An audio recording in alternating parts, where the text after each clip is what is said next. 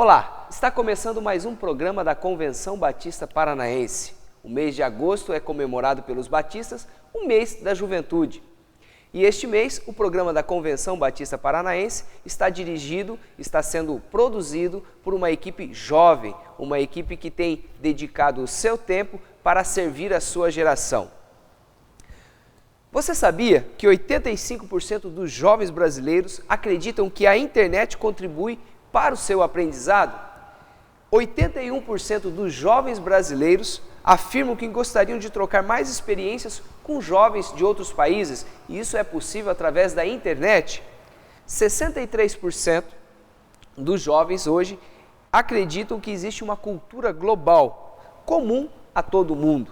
A tecnologia e fundamentalmente a internet, as redes, esse mundo digital é a maior ferramenta, e uma ferramenta que surgiu e que de uma revolução absoluta e irreversível. Hoje nós vamos conversar um pouquinho sobre a juventude e a tecnologia. E para nos ajudar um pouco nesse assunto, nós convidamos o pastor Osmar Gomes. Esse jovem pastor, ele é pastor da Igreja Batista no Bom Retiro, um jovem, já tem uma experiência aí com trabalho com juventude, e eu quero lhe agradecer, pastor Osmar, recentemente eleito também vice-presidente da nossa Convenção Batista Paranaense. Eu acredito que o pastor vai ajudar um pouco a gente a entender esse mundo de tecnologia, fazer uma aplicação à Bíblia. Muito obrigado por estar aqui com a gente, pastor. Obrigado, Clemente, pelo convite também da nossa convenção. Eu acho que esse espaço é fantástico para a gente interagir com a grande mídia. E trabalhei 6 anos como pastor de jovens, trabalhando ali diretamente com a juventude, com adolescentes. Agora trabalhando com a igreja como um todo, mas continuando aí tentando conversar com as novas gerações, não perder essa linha de comunicação com essa galera. Legal, pastor Osmar. Pastor, diante de tanta tecnologia, nós podemos afirmar que nós estamos vivendo numa era, num mundo de uma hiperconexão? Ou seja, os jovens estão vivendo uma nova maneira de ver o mundo? Eu acredito que sim. Eu acho que a gente precisa ter um pouco de paciência, um pouco de tranquilidade para fazer uma análise sociológica tão grande. A internet não é algo tão novo, A internet ela já existe há um certo tempo, mas essa popularização, ela é um fenômeno, se for falar na questão sociológica, bastante novo. Então a gente vai demorar um certo tempo para entender quais foram as consequências na sociedade. Se a gente for, por exemplo, falar de iPhone ou desses smartphones, eles são 6, 7 anos em que isso realmente popularizou, Então essa figura de encontrar os jovens num restaurante, conversando não só com os 4 que estão ali, os 3 que estão ali, mas com um universo enorme através de Facebook, é um fenômeno bastante novo ainda. Então, eu acredito que a gente ainda tem mais perguntas do que respostas. Por exemplo, na minha época de namoro, que faz mais ou menos 12 anos, 13 anos atrás, eu conversei muito com a minha esposa através do ICQ. Agora, não era comum relacionamentos começarem dentro da internet, era simplesmente um meio de comunicação. Hoje na minha igreja eu tenho casais que se conheceram na internet, vivem bons casamentos, e para mim ainda é uma mudança de paradigma. Legal. Pastor, por que, na sua opinião, por que essa tecnologia tem sido tão valorizada e tão explorada pela nossa juventude? Olha, eu acho que existe uma questão sociológica da pós-modernidade na questão da troca de informações. Hoje, existe um respeito quanto à informação do outro ou à verdade do outro. E é um ambiente perfeito para a troca de informação. Então, a internet e a tecnologia, ela traz para a mesa de diálogo todas as opiniões. Então, a internet, o Facebook, as redes sociais, elas são um meio não mediado.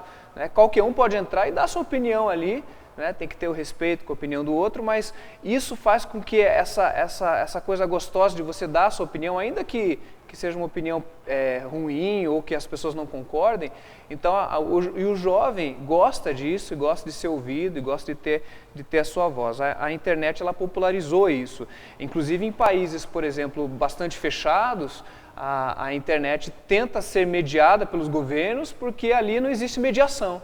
Então as pessoas podem entrar ali e discutirem. Eu vi um debate entre Israel e Palestina em que os jovens conversando entre eles, dizendo que se amam e que se respeitam, ainda que os governos se debatam, né? Então eu acho bastante, o jovem gosta disso, de dar sua opinião. O pastor falou sobre o ICQ, né? Se a gente construir rapidamente uma linha de tempo, o ICQ, o MSN, o Orkut, o Facebook, o Skype, o Instagram, tantas outras, o Twitter, que é uma ferramenta, né, em real time, e surgem tantas ferramentas e com tantas informações, e o jovem precisa lidar, a juventude precisa lidar com tantas informações em tão pouco tempo, é real time mesmo, né? O virtual parece hoje estar mais atrativo para a juventude do que o real. Qual que é a sua opinião sobre isso? Eu acho que tem alguns mitos aí dentro dessa questão do virtual e do real. Nem tudo que acontece no ambiente virtual, ele deixa de ser real. Eu conheço alguns jovens que quando você conversa no tete-a-tete, ali dentro do gabinete, às vezes se fecham mais. E dentro da internet, eu na época do MSN, que agora já está deixando de existir, eu fazia atendimentos no MSN que eram muito reais e que eram muito verdadeiros, né? Como eu citei esse caso de um casal que se conheceu através da internet. A única questão é que como ela facilita e ela coloca as pessoas em contato, ela pode esconder também caráter, mas existem alguns mitos, por isso que eu digo que a gente vai demorar um tempo para entender toda essa mudança. E como as coisas mudam muito rápido, Clemente, a gente precisa ter um pouquinho de paciência para dizer algo e afirmar que algo é ruim ou que algo é bom.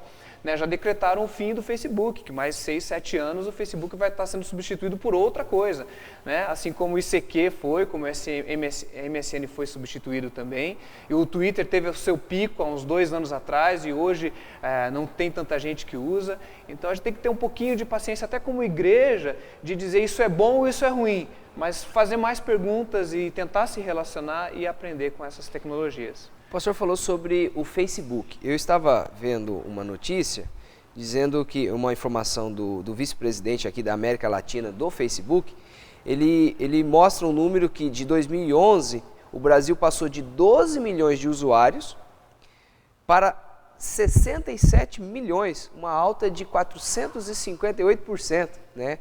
Esse número. Essa democratização da informação em relação ao cristianismo. Vamos conversar um pouquinho sobre isso.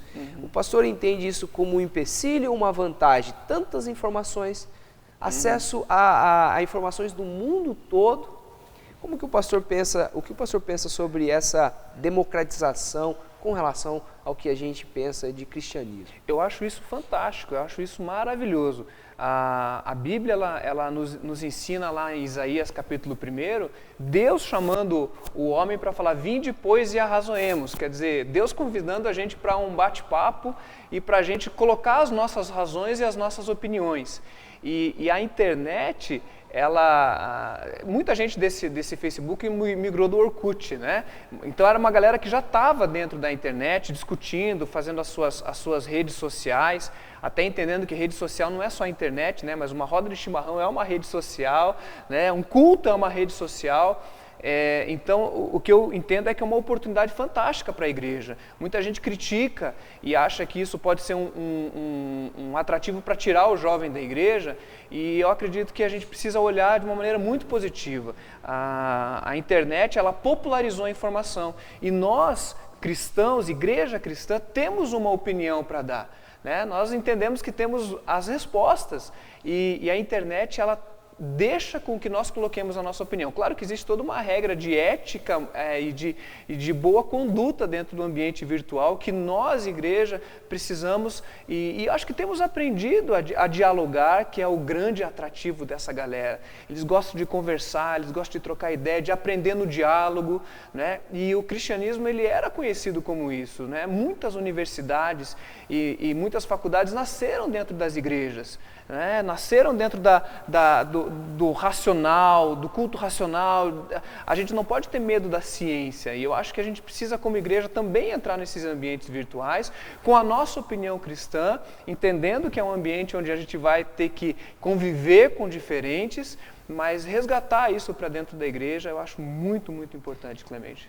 O pastor Osmar é um usuário de tanta tecnologia, dessas redes, da internet. O pastor, como cidadão, utiliza dessas ferramentas e como pastor também utiliza dessas ferramentas? Eu acredito que eu sou muito mais um usuário do que um especialista, né?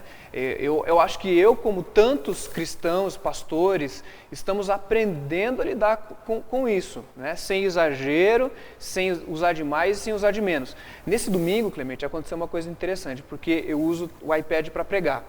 E o iPad, ele fica conectado na Wi-Fi da igreja. Então eu tenho um membro da minha igreja que ele mora na Colômbia. E de vez em quando ele faz comentários, porque a gente transmite o culto na internet, ele faz comentários e aparece no meu iPad, no mesmo momento, o comentário que ele fez lá na Colômbia. E esse domingo, um rapaz que não frequenta a igreja, ele fez um comentário da minha mensagem, ele estava ouvindo dentro da casa dele. Graças a Deus foi um comentário elogioso, mas eu tinha que estar preparado também para algum tipo de crítica, não que eu iria responder no momento da mensagem, porque ali é um ambiente que não propicia tanto isso, mas quem sabe essa interatividade até mesmo no púlpito. Então eu me considero muito mais um usuário interessado que está aprendendo, né? E a gente aprende usando, a internet ela faz isso, né? Você não tem muito manual, você tem que ir metendo a cara, você vai usando, você vai vendo que as pessoas às vezes reagem mal a um comentário e você precisa novamente ganhar. Eu tenho tido uma experiência muito legal, Clemente, de ter bons retornos com relação à minha postura como pastor, como cristão, dando as minhas opiniões na internet, sendo bem aceito, principalmente para os de fora, né? Porque eu acho que a internet ela é muito legal para a gente como comunidade de igreja, o nosso nicho, a nossa bolha evangélica, mas como é legal quando a gente descobre como conversar com a galera de fora, né? Que é isso que a gente está fazendo aqui também, né? Se esforçando para não ficar falando do nosso idioma evangélico, mas conversar com os assuntos que estão na cabeça da galera. Tem um texto na Palavra de Deus que diz assim, lá em Eclesiastes 12, 14, porque Deus há de trazer a juízo toda a obra e até tudo que está encoberto, quer seja bom, quer seja mal. Pastor, a internet, tantas redes sociais, isso daí o jovem tem acesso através de seus smartphones, através de, né, chega numa rede Wi-Fi e tal. E aqui eu encontro um texto que diz que um dia Deus vai trazer isso a juízo, vai trazer para a gente prestar conta disso. É fácil para um jovem hoje, com tanto acesso fácil, um acesso tão fácil à internet, ele continuar sendo um cristão, né, no meio a tantas tentações que ele se encontra diante dessas tecnologias? Um pouquinho antes desse texto que você citou, Clemente, o sábio, né, ele orienta o jovem a aproveitar a vida. Ele fala assim, jovem, viva com intensidade os dias da tua mocidade. Depois ele completa, né, olha, mas traga isso a responsabilidade porque Deus vai te cobrar. Então eu acho que essa pergunta, ela é uma pergunta que cada geração deve refazer, né? Na época do rádio, na época da televisão e agora nessa nova realidade da facilidade de informação. Como eu tenho falado, a gente vai descobrir ainda quais são as consequências, né? O meu filho já nasceu na época da internet, eu tive que aprender. Agora, eu lembro da história de Daniel, né? Que foi trazido de uma cultura, né, junto com seus amigos, e quando ele chega lá na Babilônia, um centro de astronomia, de astrologia, de ciência super avançada, ele consegue interagir com aquela cultura de uma maneira tremenda, tanto que ele cresce dentro da cultura babilônica, com certeza ele tinha uma sabedoria de Deus para poder não se contaminar com a cultura, mas também saber se relacionar bem com a cultura, né? O texto lá de Daniel conta que ele vai parar na cova dos leões, os seus amigos vão para a fornalha, porque existem valores e princípios que são inegociáveis, mas existem muitas coisas da cultura que são importantes de se aprender a se relacionar. Talvez a igreja, e eu estou falando talvez para o nosso público, antes da gente condenar algo tão rapidamente, toda novidade a gente condena, mas dizer, Deus, quais são as possibilidades que isso nos traz, né, como igreja, nesse fórum de debate chamado internet, né, fórum de informações, o que a gente tem para contribuir? Eu acho que a gente precisa fazer essa avaliação com um pouquinho mais de cuidado. Quando você cita, então, esse jovem, Daniel, que ele é trazido, né, para uma situação diferente e nesse momento ele não negocia valores. Só que isso causou algumas consequências para ele, no primeiro momento, ruins. Né? Ele foi colocado, né, à prova, ele foi colocado, né, na cova dos leões, né? O texto ali no Antigo Testamento fala disso daí, porém, Deus, a fidelidade dele para com seus princípios a Deus, fez com que ele fosse reconhecido por um jovem diferente. Uhum. Como que eu posso aplicar isso, um texto lá do Antigo Testamento, algo, né, histórico, né, registrado ali na Bíblia, e trazer isso para uma aplicação hoje em tanta tecnologia, né, dessa fidelidade a Deus, né, de não negociar valores nem princípios? Jesus fala no Sermão do Monte que nós somos o sal da terra e a luz do mundo, né? E o sal, se ele não tiver inserido, se ele não tiver misturado, se ele estiver dentro do saleiro, ele não serve para nada. Jesus fala que ele só serve para ser jogado e ser pisado pelos homens. Então, se a gente fizer esses dois links desses dois textos, tanto do Velho Testamento quanto do Novo, eu entendo que a gente precisa ir para a internet ou para as mídias sociais ou para o relacionamento como esse sal da terra, né, como essa luz do mundo, entendendo que a gente precisa trazer gosto para tudo isso. Né? Então, quando há um tempo atrás, quando o crente ele vinha para a igreja, um dos primeiros conselhos elimine todas as suas amizades de fora da igreja. E isso tem evoluído, graças a Deus, para se posicione, tenha uma postura boa e continue com as suas amizades, continue a se relacionar, não saia da internet, não saia dos fóruns de debate, mas traga a sua opinião. E cara, eu não sei se você tem percebido, Clemente, mas de um tempo para cá, as pessoas têm respeitado as opiniões dos cristãos. Eu tenho encontrado fóruns e lugares onde a minha opinião cristã, por mais que seja diferente dos outros, as pessoas me respeitam. Talvez porque a gente aprendeu a respeitar, ou temos aprendido a respeitar. Então, esse ambiente da internet, ele é um momento onde a gente precisa aprender também a ouvir a opinião diferente do outro. E às vezes são opiniões desagradáveis. Dentro da internet, você escuta um monte de coisa desagradável.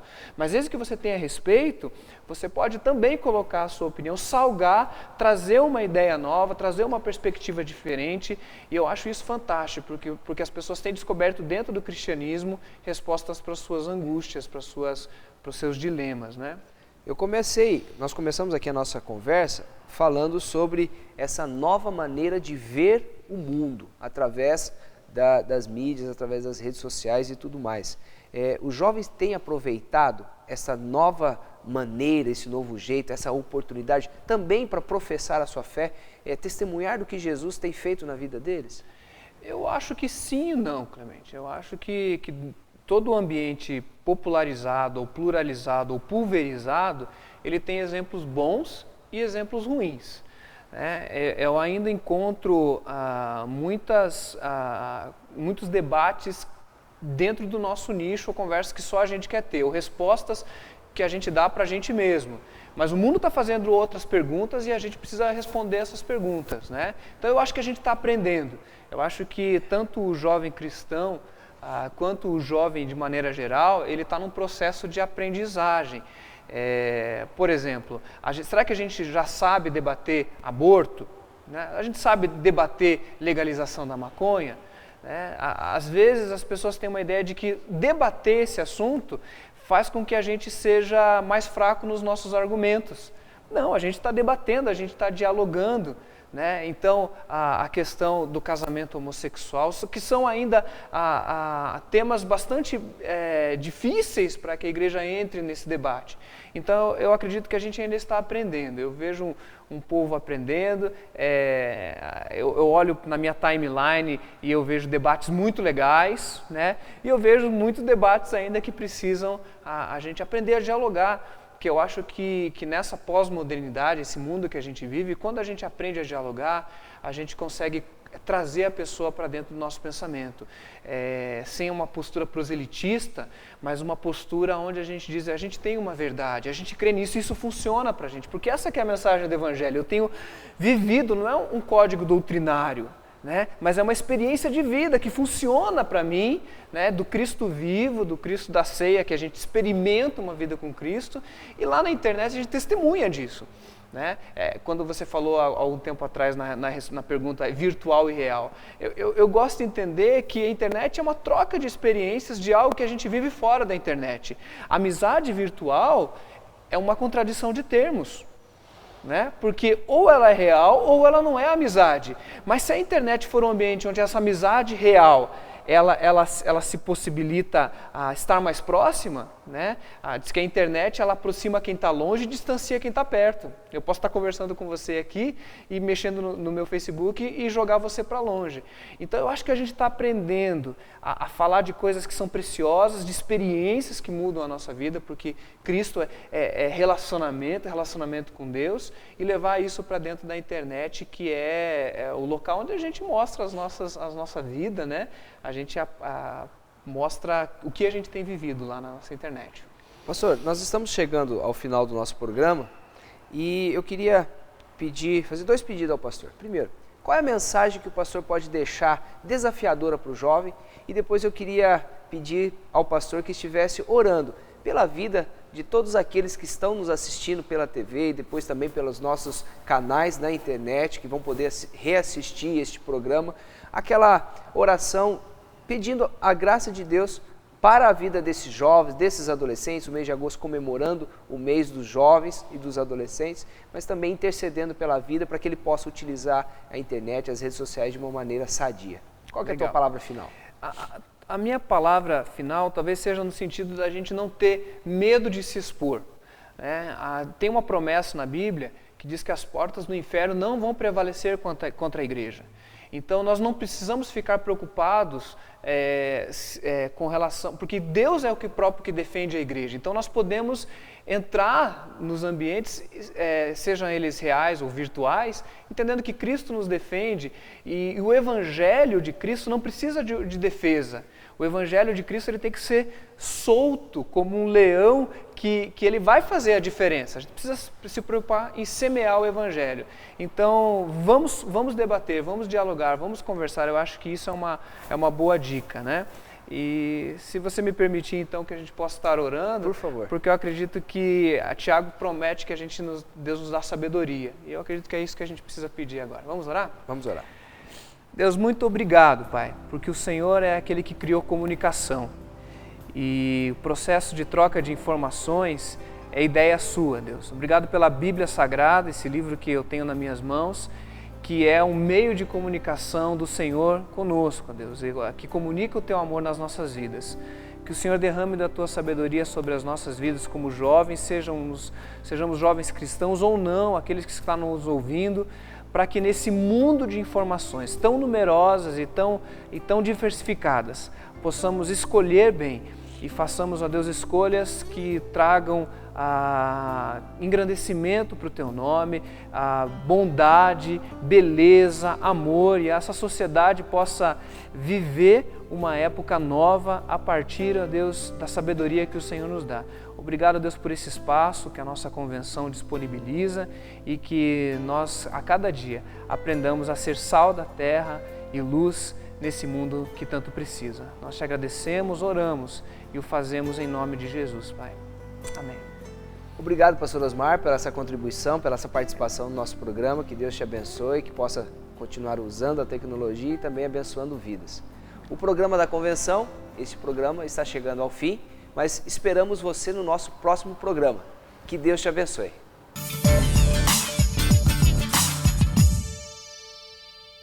Se você perdeu um dos nossos programas, acesse o site da Jubepar, jubepar.com.br, e ali você pode conferir os programas que já foram exibidos, e ali você vai encontrar também fotos, vídeos, matérias, posts sobre o mês da juventude, esse momento que nós estamos celebrando da juventude. No site também você encontra jubepar.com/agenda, você encontra também todas as atividades que estarão acontecendo durante esse mês de agosto e outros meses. Hoje, por exemplo, vai acontecer à noite a festa do chocolate na primeira igreja batista em Matinhos, aqui no litoral do nosso estado. Se você é aqui do litoral, bora lá participar com a galera, participação musical do Samuel Barbosa e com certeza bastante chocolate. Aproveite e dê um curtir na nossa página no Facebook, Jubê Paraná. Aquele abraço, valeu galera!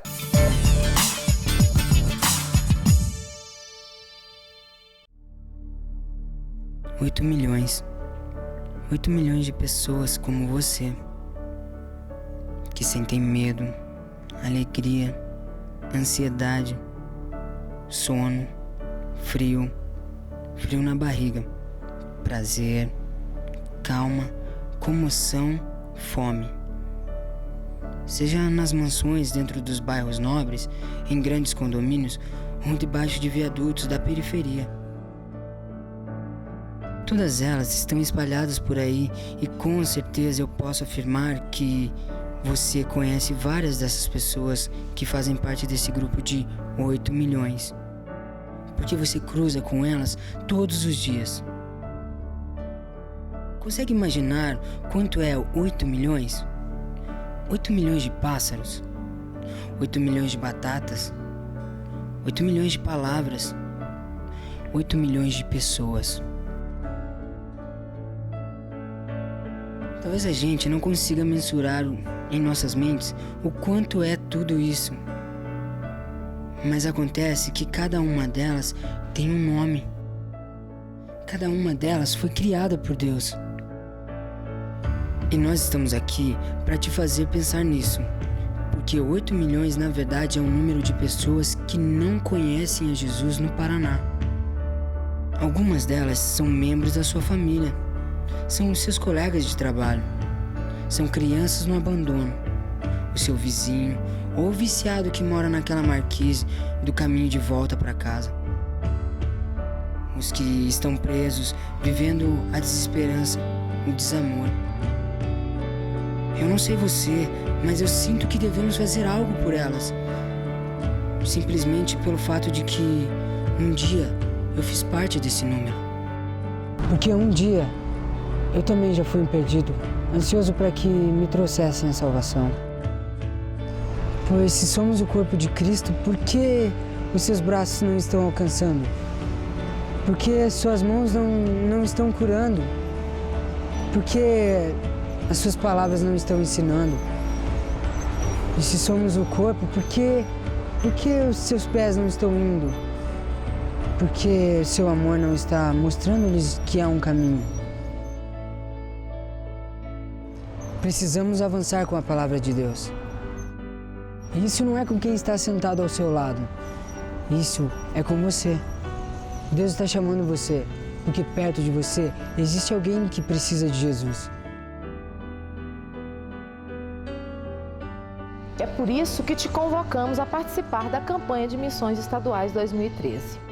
Queremos alcançar as crianças abandonadas, os drogados, ciganos encarcerados que estão aí, bem perto de você, através da abertura de novos trabalhos. E é por isso que a sua ajuda é tão essencial. Para este ano, nosso alvo é de R$300 mil de oferta especial e 5 mil novos adotantes mantenedores. Entendemos que não há mais espaço para indiferença e negligência, como esses que estão esquecidos diante de nossos olhos. Ore para que Deus nos abençoe nessa campanha. Ore pelos perdidos que estão ao seu redor e invista em missões conosco. Seja um adotante. Sua contribuição e participação no reino de Deus fará toda a diferença para que 8 milhões de pessoas que não conhecem a Jesus em nosso estado possam ser alcançadas, uma a uma, para a glória do Senhor. Campanha de Missões Estaduais 2013. Perto de você existe alguém que precisa de Jesus.